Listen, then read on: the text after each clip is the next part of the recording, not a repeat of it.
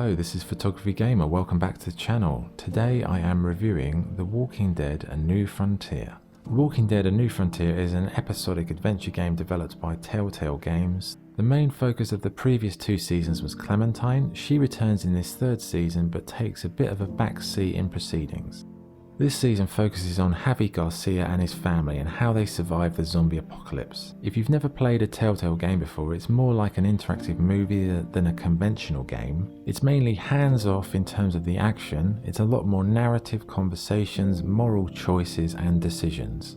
Those decisions will shape how the story unfolds, and also if you've played episodes 1 and 2, you can import your saves from those games, carry over your choices and carry on the story. So the story revolves around Javi and his family trying to get by in the apocalypse and how they run into other groups and how that descends into a kind of chaotic life. All the Walking Deads end up in a sort of chaos because people are complicated. It's not the zombies that are the problem, it's people. Clementine does form part of the story, but I have to say I was very surprised she wasn't the main focus. The first two games featured Clem and it seems like a weird choice to put her in the background. As if you've played the first two games, you've formed a really strong bond with her because you've been through all of these terrible things. So I don't know why they changed it, but what can you do? This time it's Javi and he's a nice guy at heart, but the apocalypse has taken its toll and like everyone, he's constantly on edge. The situations you find yourself in this game are as tricky and morally ambiguous as the previous two games. It's not like there's a right choice. There are just choices. No matter what you decide, someone is going to get screwed over, and as long as it isn't you, then you'll continue along the journey in your story. But if you act like a sociopath, you're going to have a hard journey because you need to think about your actions. The game is 5 episodes long. The game world in The Walking Dead is pretty dire and depressing. It's a harsh world where zombies are the least of your worries. The people and the communities, the gangs, these are the real threats to you and your group surviving. Because the people are desperate. They're desperate for food, they're desperate for shelter, weapons and medicine. So everyone is out there for themselves and it's a ruthless and brutal world. Overall, these games make you feel deeply uneasy and about trusting people. Because the harsh world you inhabit here is full of danger, full of bad people doing bad things. And that includes you. It's tough if you want to be the good guy because even if you try to be, somewhere along the line you're going to do something horrible to someone. Whether it's intentional or inadvertent, it's just going to happen.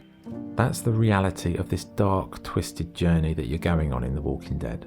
Obviously, I don't want to give away too much of the story because the story is everything in these games, but it's similar to the first two games. It's very kind of about the group, it's about dynamics of personalities clashing and trying to balance things together to make sure you all survive. It's cel-shaded graphics, comic book style, but it's definitely improved. The quality's higher, presentation is better.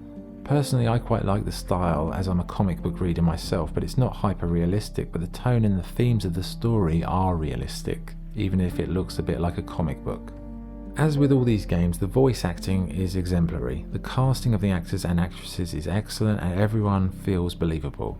Again, the writing is terrific and the way they've shaped the moral dilemmas and the way the narrative changes depending on your choices is really great. The musical score is perfect again and it suits the tone. Also, the songs they use in the end credits is really nice and it just suits this kind of somber mood. Okay, so what's good and what's bad? What's good? The writing, as usual, is a very high standard. The music, voice acting and overall audio is excellent. The moral choices are as difficult as ever and it really tests your ability to be a good person in the apocalypse. The graphics are also a nice improvement. What's bad? The decision to remove Clementine from the main role is a huge mistake. Javi is an interesting character, don't get me wrong, but all the audience is invested in Clementine. It's a massive misstep to not make the game about her. She does appear in the game, but she's more of a supporting cast member than the main character. Okay, so what is the verdict? The Walking Dead: A New Frontier is another good installment in the series. It's dark, it's horrifying, it's a lot of hard choices to make, and it's deeply satisfying in terms of the story and shaping a story. You know, shaping how the events unfold is always interesting and it's a game that I really enjoyed in that regard. However, I feel I would have enjoyed this much more if it was more focused on Clementine as Clem is the whole focus of the Walking Dead series. She's the constant and she should have been the main character, but I still enjoyed it, but maybe not as much as I could have. Because Javi's a nice guy and his family are interesting, but you haven't had that built up rapport with the character, so you can't care as much. So my score for The Walking Dead A New Frontier is 8 out of 10. It's a great game full of interesting stories and choices.